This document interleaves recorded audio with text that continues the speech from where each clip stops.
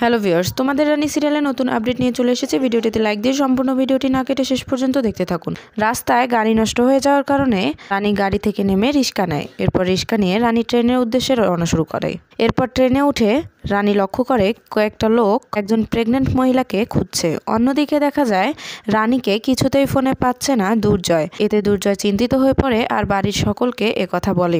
এতে সবাই দুশ্চিন্তায় পড়ে যায়। এরপর রানী লক্ষ্য করে রানীর ব্যাগ থেকে ফোন বের করে দেখে দুর্জয় অনেকবার কল করেছে। তাই রানী দ্রুত দুর্জয়কে কল করে। এরপর দুর্জয় বলে, তোমার কি হয়েছে বলো তো? বাইরে আছো আর এত ঝড় বৃষ্টির সময় তুমি ফোন কেন উঠাচ্ছ না?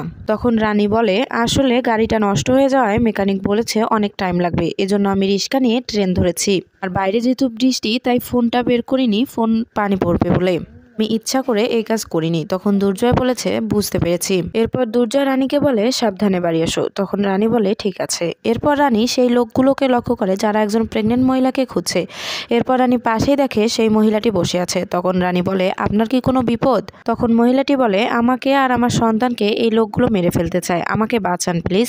এরপর রানী লোকগুলো ট্রেনে ঢুকলে তার সামনে যায় এবং বলে, আপনাদের তো সাহস কম নয়, আপনারা মেয়েদের সিটে ঢুকে পড়েছেন, ডাকবো নাকি পুলিশ? একথা শুনে লোকগুলো ভয় পায় এবং নেমে যায়। এরপর মহিলাটিকে জিজ্ঞাসা করলে মহিলাটি বলে, আসলে ওই লোকগুলো ডাক্তারকে টাকা খেলিয়ে আমার টেস্ট করেছে এবং টেস্টের রিপোর্টে এসেছে আমার গর্ভে কন্যা সন্তান, তাই এরা আমাকে আর আমার সন্তানকে মেরে ফেলতে চায়। তখন রানী বলে, আপনি চিন্তা করবেন না, আপনি যে ওখান থেকে বের হয়ে আসতে পেরেছেন এটাই অনেক। আপনি এখন এখানে শান্ত হয়ে বসুন। তো বন্ধুরা, কি হতে চলেছে পরবর্তী আপডেট পেতে আমাদের চ্যানেলটি সাবস্ক্রাইব করে অবশ্যই বেল আইকনটি প্রেস করে পাশে থাকবেন। ধন্যবাদ সবাইকে।